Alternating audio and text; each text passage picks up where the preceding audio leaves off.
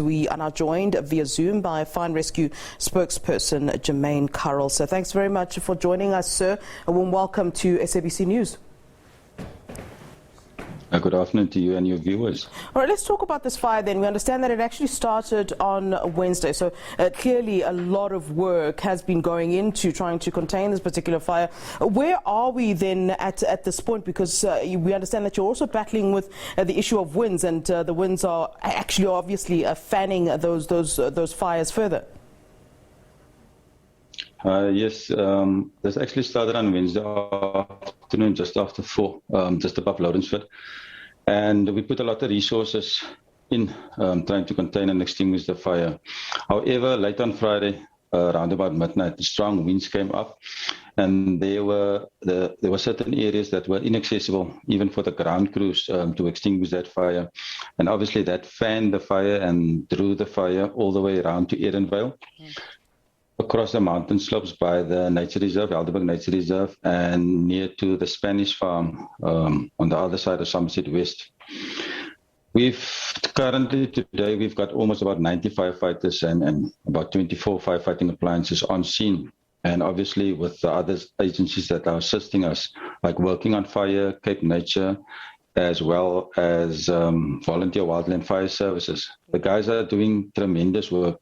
It has been actually since Wednesday, trying to get this blaze under control, and we had aerial support on Thursday and Friday. However, Saturday the strong winds made it impossible for the chopper to actually take off. So we've lost a fair amount of dwellings, or several dwellings were lost. No lives were lost in this incident thus far.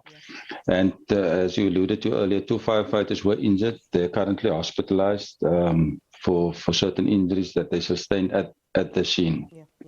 I mean, we do know that you have a very strong force of firefighters in the Western Cape. It's a very well-known thing in the country that you have one of the strongest firefighting force. So the condition now of those firefighters, the 2 that you mentioned, that did sustain some injuries, are we talking very serious injuries at this point? And I mean, given that you're 2 down, obviously that means that there's less firefighters then on the ground. In terms of workforce, do you have enough boots on the ground, considering that this is such a big fire? Yes, no, we've got enough boots on the ground, and pertaining to the injuries, it isn't very severe injuries. I think they will be discharged during the course of the day. And those 2 firefighters were from the previous crews. Remember, we worked 24 hours, so the fresh crew came on duty this morning.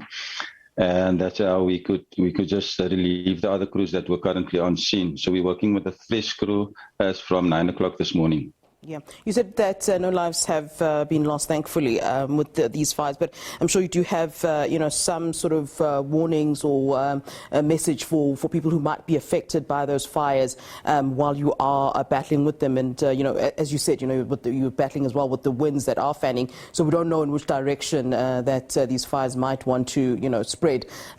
Is there a message for those that are in those areas that indeed could be affected? Yes, the regular communication are sent out, especially to the ward councillors that's within the area, advising people to obviously, with the strong winds, rather stay indoors and close your windows and the doors, especially with the amount of smoke that is now evident within the Helderberg Basin.